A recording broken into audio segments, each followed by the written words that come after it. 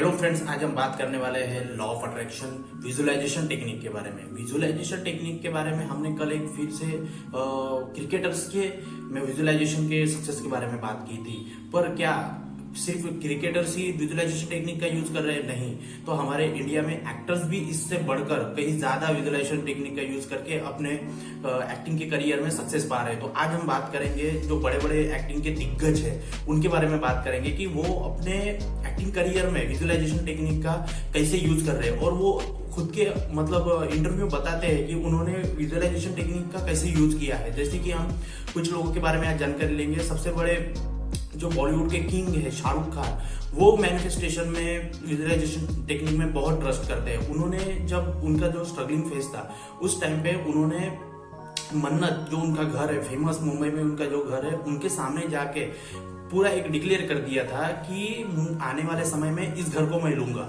और वो लूंगा ऐसे डिक्लेयर कर दिया, ऐसे बड़े बड़े जोर जोर से रात में जाके उसके सामने चिल्लाया कि मैं इस घर को लूंगा, मैं इस घर को लूंगा, मन्नत मेरा घर है, ऐसे करके डिक्लेयर कर दिया। और उसके बाद में जब उसका उनका स्ट्रगलिंग टाइम था, वो विजुअलाइज करते थे कि ये घर मेरा है, मैं इसको खरीदूंगा, कैसे खरीदूंगा, मैं ऐसा करूंगा, उसमें ये लगाऊंगा, वो लगाऊंगा, ऐसा करके उन्होंने मन्नत के सामने जाके अपने माइंड में वो विजुअलाइज करते रहे। और आज हम देखते हैं कि मन्नत उनके पास में है। उन्होंने खुद बताई ये बात कि वो ऐसे करते थे, विजुअलाइज करते थे। अगर शाहरुख खान, बॉलीवुड का किंग खान, बादशाह, अगर विजुअलाइज टेक्निक के यूज करके पूरे बड़े बड़े सक्सेस पा रहा है, तो हमें इस टेक्निक के बारे में कुछ और जानकारी लेनी बहुत जरूरी है। वो बोलते हैं कि आप किसी काम में लग जाते हो तो पूरी कायनात आपको उस चीज को जुटाने के लिए साजिश में लग जाती है। तो ये ऐसी डायलॉग जो बाइबल से ली गई है, वो ऐसे ही नहीं है, उसका कुछ मीनिंग है। मैंने वो डायलॉग बराबर बोला नहीं, लेकिन आप उससे रिलेट कर सकते हो कि इस डायलॉग का मतलब क्या है। तो वो शाहरुख खान इस डायलॉग को बोलते हैं ओम शांति ओम मूवी में। तो वही चीज है कि वो visualization, manifestation, law of attraction की बात कर रहे हैं वो।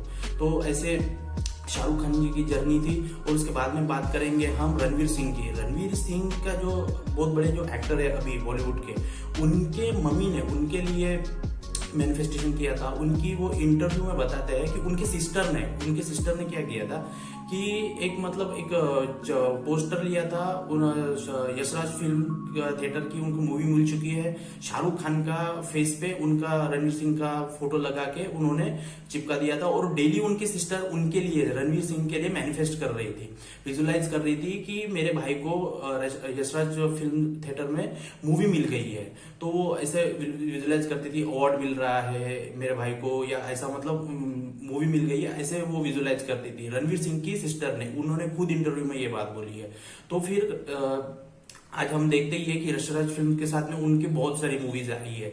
तो ये कहा कैसे चूज हो, क्योंकि उनके सिस्टर ने उनके लिए मैनिफेस्ट किया था, विजुअलाइज किया था। तो ये ऐसे रणवीर सिंह की स्टोरी है। उसके बाद में पंकज त्रिपाठी, जो हमारे बॉलीवुड के बहुत बड़े एक गांव से निकल के, उनकी तो जर्नी बहुत एक अनबिलीवेबल है। एक गांव से निकल कर एक बंदा जाता है और मुंबई में बहुत, जैसे मिर्जापुर हो गई उनकी फिल्म, वो बहुत एक अलग उन्होंने छाप छोड़ी बॉलीवुड में। तो वो भी बताते हैं अपने इंटरव्यू में। रिचा विद जिंदगी में उनका एक पॉडकास्ट है, रिचा विद जिंदगी का एक जो यूट्यूब पे चैनल है, उसके साथ में पंकज त्रिपाठी ने अपने इंटरव्यू में बताया कि वो विजुअलाइज करते थे जब वो एक्टिंग करते थे, जब उनका स्ट्रगलिंग फेज चालू था, तब वो विजुअलाइज करते थे कि मैं इनके साथ काम कर रहा हूँ, मैं इनके साथ काम कर रहा हूँ, वो बहुत बड़ा एक्टर बन गया हो, मैं फिल्म फेयर फेस्टिवल का अवार्ड ले रहा हूँ, ऐसे वो विजुअलाइज करते थे। इन्होंने बताया, खुद इंटरव्यू में बताया रिचा विद जिंदगी पॉडकास्ट में।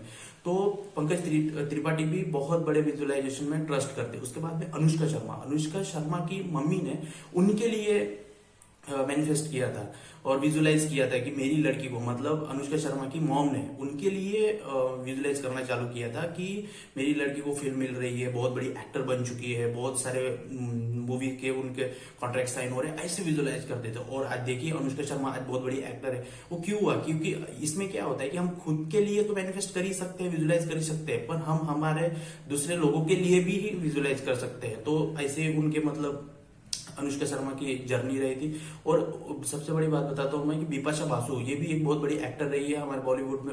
वो भी एक इंटरव्यू में बताते हैं कि वो भी विजुअलाइज टेक्निक के बारे में, पहले तो उनको ट्रस्ट ना था विजुअलाइज टेक्निक के बारे में, लेकिन जैसे जैसे द सीक्रेट नाम की जो किताब है, मूवी है, वो देखा, उन्होंने पढ़ा, उसके बाद में वो अप्लाई करती गए और उनको भी सक्सेस मिला। उसके बाद में हम बात करेंगे रकुल प्रीत।